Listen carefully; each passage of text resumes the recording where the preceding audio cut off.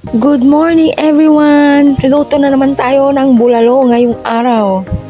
At hinanap ko pa talaga to sa palengke dahil nagkikrave na naman ang aking tita kaya lulutuan ko ngayong araw. Hinugasan ko na pala yung bulalo na yan. Bulalo pala. Nilagyan ko na ng tubig na marami at saka luya muna. Dahil nga hindi magkasya ang bulalo sa kaserola, nilagay ko na sa malaking kaldero. Nakala mo ba ang dami kong papakainin? At pagdating talaga sa mga lutuan na ganito, syempre hindi mawawala talaga ang maraming paminta sa akin. At pwede na ito isalang. Bago ko nga pala isalang magsisindi muna ako ng uling dahil uling ang gagamitin ko. At para na rin makatipid tayo sa gas dahil mahal ang gas ngayon. Takpan na natin at pwede na nating isalang. 2 hours or 3 hours pwede na, malambot na.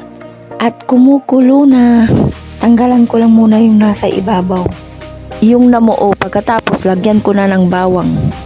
Hindi ko sinabay yung bawang kasi gusto ko pagkalagay ko ng bawang, maaamoy ko agad yung bawang. Pakuluin ulit.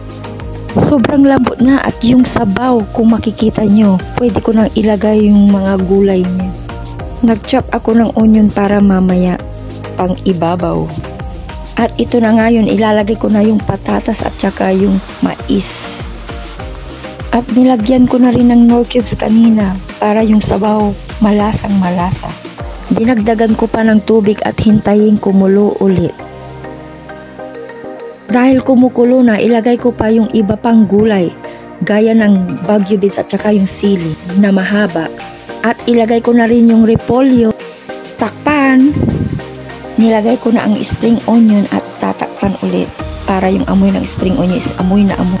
At ito na nga ang aking version of cooking bulalo. Happy tummy! Bye!